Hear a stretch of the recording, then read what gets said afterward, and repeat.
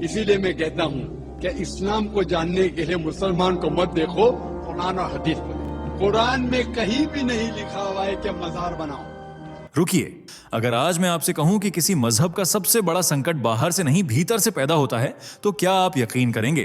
क्योंकि इतिहास गवाह है, जब सवालों से ज्यादा डर पनपने लगे तब इमारतें बाहर से नहीं अंदर से ढहती हैं। और आज वही दृश्य हमारे सामने है, एक ऐसा दृश्य जहां लोग चुप नहीं हैं बल्कि फुसफुसा रहे हैं। सोचिए, एक बच्चा रात को सोते समय सवाल पूछना चाहता है लेकिन उसे जवाब नहीं, खामोशी मिलती है। एक युवा सच जानना चाहता है मगर उसे चेतावनी मिलती है। अगर सवाल पूछना गुनाह है तो सच क्या है? इस वीडियो में हम किसी पर उंगली नहीं उठाते, हम आईना दिखाते हैं। आईना जिसमें डर, संदेह और पहचान का संकट एक साथ दिखाई देता है। आपने हमेशा बाहर के आरोप सुने होंगे, लेकिन आज भीतर की आवाजें सुनेंगे, क्योंकि जो भीतर बदल रहा है उसे ना देखना कल की सबसे बड़ी भूल बन सकता है। आप महसूस करेंगे एक विचारधारा कैसे अपने ही लोगों से सवाल सुनकर असहज हो जाती है। सच सुनना असहज है लेकिन राहत देता है। चुप रहना आसान है लेकिन भीतर तोड़ता है। हम वादा करते हैं, यह वीडियो आपको जवाब नहीं थोपेगा, बल्कि ऐसे सवाल देगा जिनसे आप भाग नहीं पाएंगे। क्योंकि जब सवाल घर के अंदर जन्म लेते हैं तब अंत या बदलाव दोनों में से एक तय होता है। और यही कहानी है जिसे अंत तक देखे बिना आप अधूरा छोड़ नहीं पाएंगे। चलिए, एक बात जल्दी से बताइए, यह वीडियो आपको खुद से ढूंढकर मिला या YouTube ने आपके स्क्रीन पर सजेस्ट किया और आपने क्लिक कर दिया? क्योंकि हमें भी समझना है कि YouTube हमारी आवाज़ें आप तक कैसे पहुंचा रहा है। और अगर आप सच में एक जागरूक और देशभक्त हिंदू हैं तो चैनल को अभी सब्सक्राइब करें, वीडियो को लाइक जरूर करें और अपने दोस्तों के साथ शेयर करना मत भूलिए। चलिए, अब बिना देरी के बढ़ते हैं आगे वीडियो की सबसे जरूरी बात की ओर। क्या आपने कभी एक मुसलमान को यह कहते सुना है, मैं मुसलमान हूं और मुझे डर नहीं लगता? नहीं सुना ना? एक एक्स मुस्लिम्स ने कहा, मुझसे पूछा गया कि क्या तुमने कभी किसी मुसलमान को बिना डर के जीते देखा है? मैंने कहा नहीं, क्योंकि इस धर्म में डर ही ईमान है। सोचिए जरा, जब किसी मजहब में सवाल पूछने से ज्यादा डर सिखाया जाए तो क्या वो मजहब सच में मजबूत रह सकता है? और यहीं से शुरू होती है वो कहानी जो अब बाहर से नहीं अंदर से उठ रही है। आज खुद मुसलमानों के बीच एक फुसफुसाहट नहीं बल्कि एक साफ आवाज सुनाई देने लगी है। क्या इस्लाम का अंत अब सच में पास आ रहा है? ये किसी एक इंसान का दर्द नहीं है, ये किसी एक परिवार या देश की बात भी नहीं, ये एक सामूहिक चेतावनी है। एक ऐसा संकेत जो सिर्फ मुसलमानों के लिए नहीं बल्कि हम सभी के लिए सोचने का कारण बनता है। क्योंकि आज पहली बार मुसलमान खुद अपने आप से वो सवाल पूछ रहे हैं जो सदियों तक पूछना मना था। क्या हमें जो सिखाया गया वो पूरा सच था, या हमें सिर्फ सच का एक हिस्सा दिखाया गया? और सबसे डरावना सवाल, क्या अब वक्त आ गया है उस साए से बाहर निकलने का जिसके नीचे हमने पूरी जिंदगी गुजार दी? ये सवाल मामूली नहीं है। ये सवाल किसी किताब के पन्नों से नहीं बल्कि दिल और दिमाग की टकराहट से जन्म लेते हैं। और जब सवाल जाग जाते हैं तो इतिहास बताता है फिर कोई भी विचारधारा पहले जैसी नहीं रहती। यही वजह है कि ये कहानी यहाँ खत्म नहीं होती बल्कि यहीं से असली कहानी शुरू होती है। इस वीडियो में हम जानेंगे वो असली बातें जो अब तक छिपाई गई थीं, वो विचार जो अब खुद इस्लाम के अंदर उठ रहे हैं, और सबसे जरूरी वो संकेत जो एक पूरे मजहब के अंत की तरफ इशारा कर रहे हैं, उसके अपने ही लोगों की जुबानी। आप इस वीडियो में सिर्फ देखेंगे नहीं, आप महसूस करेंगे एक धर्म कैसे खुद से लड़ने लगता है। तो अगर आप सच सुनने के लिए तैयार हैं, ना सिर्फ किताबों का बल्कि लोगों के दिलों का सच, तो ये वीडियो आपके लिए है। क्योंकि जो आज मुसलमान खुद मानने लगे हैं, कल वो हमारे दरवाजे पर दस्तक बनकर आएगा। कभी इस्लाम को लेकर एक शेर बहुत मशहूर था, हम वहां तक जमीन पर हुकूमत करेंगे जहां तक अजान जाएगी। ये वक्त था जब मुसलमान खुद को विजेता मानते थे। तलवार उनकी पहचान थी और विजय उनका विश्वास। बद्र, उहुद, खंदक, करबला, ये सिर्फ युद्ध नहीं थे, ये वो किस्से थे जो मुस्लिम पहचान की नींव में गूंथे गए थे। लेकिन अब वो कहानी बदल रही है। एक मुस्लिम पत्रकार ने हाल ही में लिखा, अब हम ईद का चांद देखकर खुश नहीं होते, डर जाते हैं कहीं फिर से कोई धमाका ना हो जाए, कहीं फिर से हमसे सवाल ना पूछे जाएं। पहले जो तलवार शान मानी जाती थी, अब वो एक भय का प्रतीक बन चुकी है। पहले जिस इस्लामी झंडे को लहराता हुआ अल्लाह का नाम कहा जाता था, अब वही झंडा कई जगहों पर खून, आतंक और डर से जोड़ दिया गया है। ये बदलाव अचानक नहीं आया, ये कोई अचानक हुआ धमाका नहीं है, ये बहुत लंबे समय से भीतर ही भीतर पकती आ रही बेचैनी का नतीजा है। एक ऐसी बेचैनी जिसे सालों तक दबाया गया, टाला गया, चुप कराया गया, और अब वही बेचैनी कन्फेशन बन चुकी है। आज मुसलमान खुद कह रहे हैं, हम थक चुके हैं, हम डरते हैं, और सबसे डरावनी बात, अब हमारे अपने बच्चे हमसे सवाल पूछ रहे हैं। जरा सोचिए, जिस धर्म का गर्व कभी उसकी विस्तारवादी सोच हुआ करता था, आज उसी के मानने वाले कह रहे हैं हमें हमारी ही किताबों से डर लगता है। ये सिर्फ शब्द नहीं है, ये किसी इंटरव्यू की लाइन नहीं है, ये उस टूटते हुए आत्मविश्वास की आवाज है जो कभी पूरी दुनिया को बदलने का दावा करता था। और यहीं से एक बड़ा बेचैन करने वाला सवाल पैदा होता है, क्या ये सब सिर्फ आधुनिकता का असर है, या फिर क्या ये उस डोर का टूटना है जो हजारों साल से जोर जोर से खींची हुई थी? सच ये है कि ये बदलाव न तो अचानक आया, न ही किसी एक घटना की वजह से हुआ। ये एक धीमी खामोश प्रक्रिया थी जो अंदर ही अंदर सदियों से सड़ रही थी, लेकिन अब जब उसकी बदबू बाहर आने लगी है तो उसे नजरअंदाज करना या ढक देना अब मुमकिन नहीं रहा। और यहीं से कहानी और भी ज्यादा गहरी और ज्यादा असहज होने वाली है। आज जो मुसलमान बोलने लगे हैं वो सिर्फ बहस नहीं कर रहे, वो अपने ही विश्वास के ताबूत में आखिरी कील ठोक रहे हैं। और शायद इसीलिए अब कई इस्लामिक देशों में एक कॉमन व्हिस्पर सुनाई देती है, हमें बदलना होगा, नहीं तो हम खुद खत्म हो जाएंगे। अगर आप सोचते हैं कि इस्लाम पर सवाल सिर्फ बाहर से उठते हैं तो आज का सच सुनिए, सबसे बड़े सवाल अब इस्लाम के अंदर से उठ रहे हैं। आज एक नई आवाज उठ रही है, एक्स मुस्लिम्स की आवाज। वो लोग जो इस मजहब में पैदा हुए, पले बड़े, लेकिन फिर एक दिन उन्हें अपने ही धर्म से सवाल पूछने पड़े और जवाब में सिर्फ चुप्पी, धमकी या बहिष्कार मिला। एक लड़की की कहानी सुनिए। मैं 17 साल की थी जब मुझे कुरान का वो हिस्सा पढ़ाया गया जहां कहा गया कि नाफरमान औरतों को मारा जा सकता है। मैंने पूछा, क्या यही अल्लाह का इंसाफ है?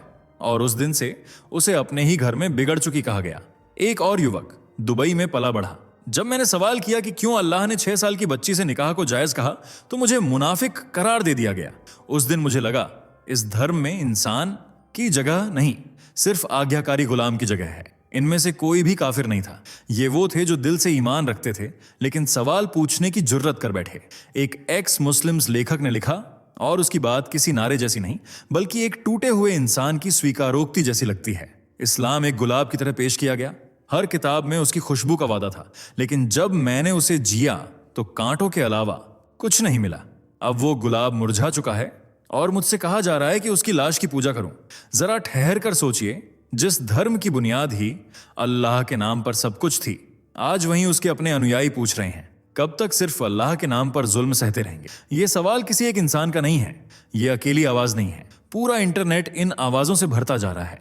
रेडिट, यूट्यूब, ट्विटर जैसे प्लेटफॉर्म्स पर हजारों मुस्लिम यूथ अपने डर, अपने अनुभव और अपनी टूटन खुलकर शेयर कर रहे हैं और एक दूसरे को सहारा दे रहे हैं, क्योंकि बाहर उन्हें कोई सुनने वाला नहीं।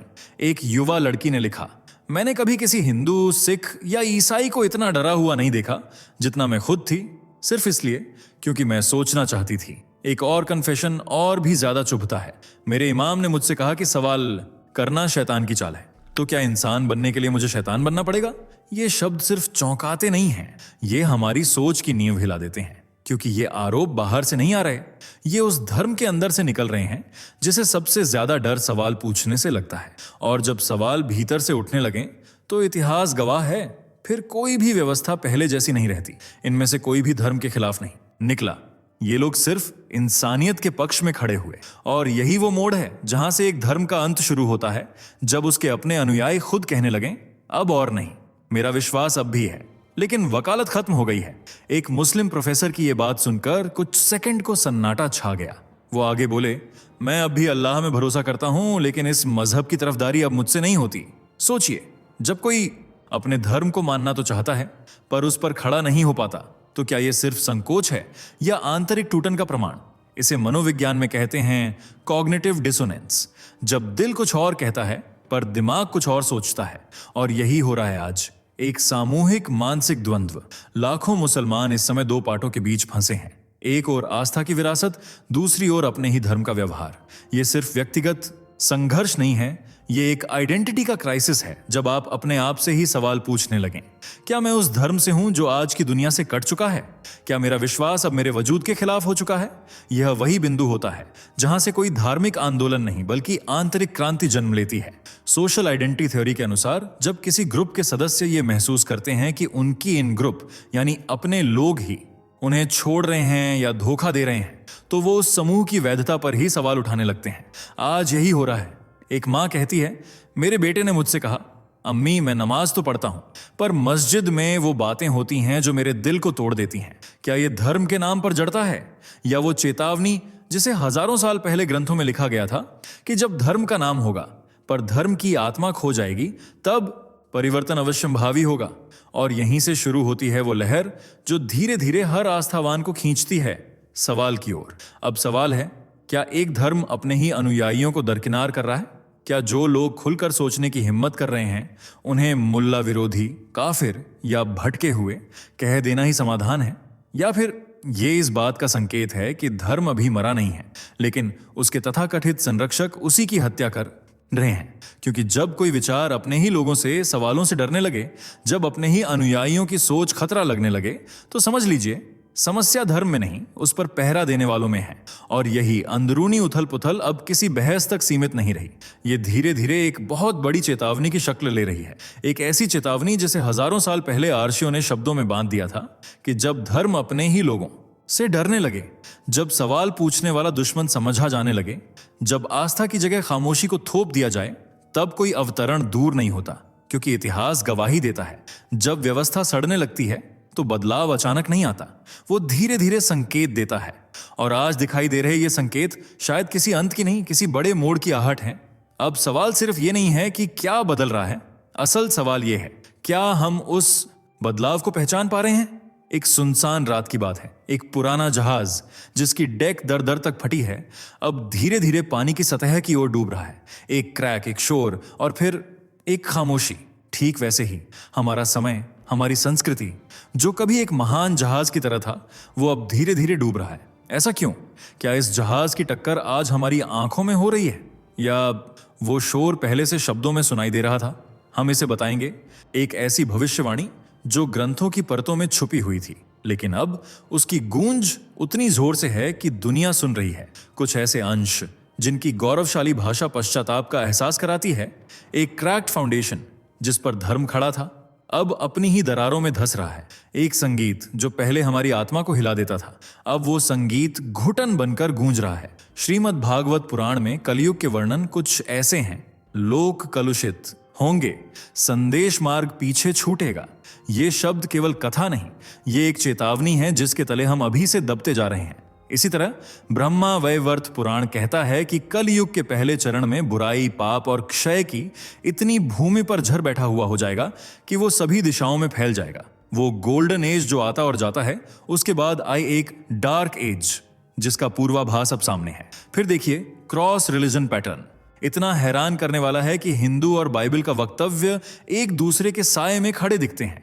एक आधुनिक संदर्भ में तमाम क्रिश्चियन प्रोफेसीज ये कहती हैं, जो कल पहले मानवता की सुनहरी अवस्था थी, अब वही धर्मों की बर्बादी का दृश्य बना हुआ है। आंतरिक रूपकों से ज्यादा मजबूत हैं, दिल को झकझोर देने वाले, विकर्णात्मक, शैटरिंग मेटाफर्स कि यह कोलैप्स कोई नेचुरल घटना नहीं बल्कि भीतर से बनने वाली खतरा है।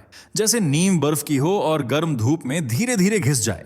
तो हम पूछना चाहेंगे, क्या यह सब हमारी आंखों से पहले, शब्दों में पहले लिखा गया था? क्या यह ग्रंथों में ही एक चिंगारी थी जिसे हम आज जलाए हुए देख रहे हैं? ये सिर्फ मेटाफॉर्स नहीं, ये पैटर्न्स हैं जो संकेत देते हैं कि एक युग समाप्त हो रहा है। एक धर्म जिंदा रहने की आखिरी सांसें ले रहा है, और वो मौत पहले लिखी गई थी, अब वो हमारे चारों ओर साकार हो रही है। एक पुरानी किताब के पन्ने अचानक धूप में चमकते दिख लगते हैं, जैसे किसी गहरी नींद से वो जाग उठे हों।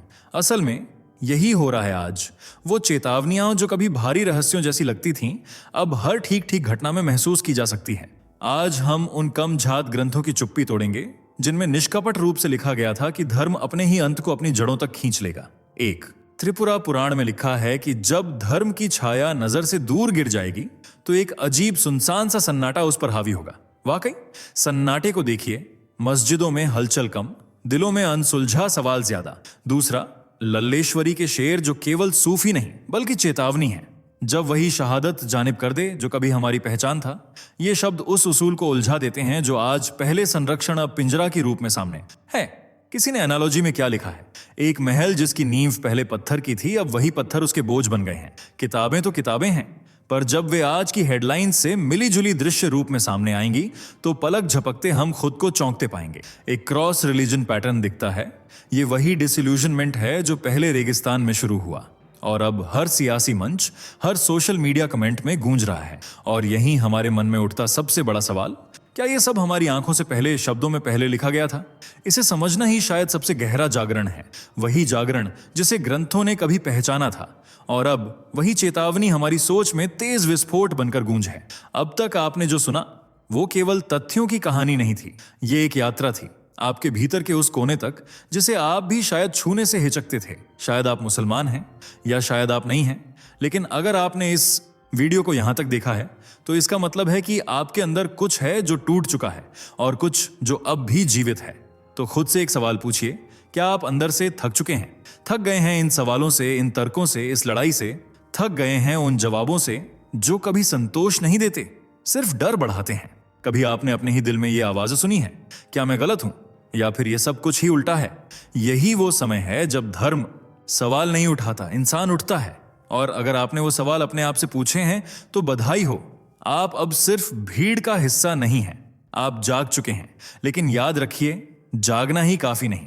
अगर आपने देखा, समझा और महसूस किया तो अब बोलना भी होगा, क्योंकि जब तक आप बोलेंगे नहीं हमारी ये आवाज कहीं खो जाएगी। जो धर्म खुद के अनुयायियों को ही डराने लगे, जो किताबें सवाल करने पर सजा देने लगे और जो विचार सोच को गुलाम बना दे, वो किसी और का नहीं आपका ही गला घोंट रहे होते हैं। तो आज एक फैसला करें, चुप्पी का नहीं, चेतना का। नीचे कमेंट करिए, मुझ में विश्वास बचा है। अगर आप अब भी उम्मीद रखते हैं कि बदलाव मुमकिन है, या मुझ में अब कुछ नहीं बचा। अगर आप वो रिक्तता महसूस करते हैं जो हजारों लोग आज महसूस कर रहे हैं, क्योंकि जब आप लिखते हैं आप अकेले नहीं होते। हर कमेंट, हर शब्द, हर सच हमें एक दूसरे से जोड़ता है। और जब ये आवाजें जुड़ती हैं तो वो सिर्फ एक वीडियो नहीं बनता, वो एक आंदोलन बनता है। तो अब निर्णय आपका है, क्या आप इस सच के हिस्सेदार बनेंगे या फिर इस सड़ते हुए झूठ का हिस्सा बने रहेंगे? आपका दिल ही जवाब जानता है। अब जब सब कुछ इतना साफ दिखाई दे रहा है, जब हर इमारत की दीवारें खुद दरक रही हैं, जब हर चुप्पी एक नई आवाज को जन्म दे रही है, तो क्या आप सोच रहे हैं आगे क्या होगा? क्या यह सब यहीं खत्म हो जाएगा या फिर अभी भी कोई ऐसा संकेत बचा है जो इस अंदरूनी टूट को एक विस्फोट में बदल सकता है? अगली वीडियो में हम जानेंगे वो अंतिम घटना जो आज भी रहस्य है, लेकिन ग्रंथों में उसका जिक्र एक चेतावनी की तरह किया गया है। एक ऐसा घटनाक्रम जिसके बाद किसी मजहब की सीमाएं नहीं बचेंगी, जिसके बाद तर्क भी थम जाएगा और युद्ध विचार का नहीं, अस्तित्व का होगा। उस वीडियो में हम बात करेंगे अंतिम मोहर की। जिस दिन ये मोहर टूटेगी, उस दिन सच्चाई का ज्वार हर झूठी दीवार को बहा ले जाएगा। तो आपसे एक विनती है, अगर इस वीडियो ने आपको सोचने पर मजबूर किया है, अगर आप सच के लिए तैयार हो रहे हैं, तो इसे अभी शेयर करें, क्योंकि जो सच अब सिर्फ झांक रहा है वो कल की आग बन सकता है, और जो आज तक चेतावनी थी वो कल तक क्रांति हो सकती है। आपका एक शेयर किसी और के भीतर बंद आवाज को खोल सकता है। तो तैयार रहिए, अगला भाग वो रहस्य खोलने वाला है जो शायद इस युग का अंत तय करेगा। दोस्तों, आपको स्क्रीन पर 2 और वीडियोस दिखाई दे रही हैं, जिसे देखने के लिए स्क्रीन पर क्लिक करें।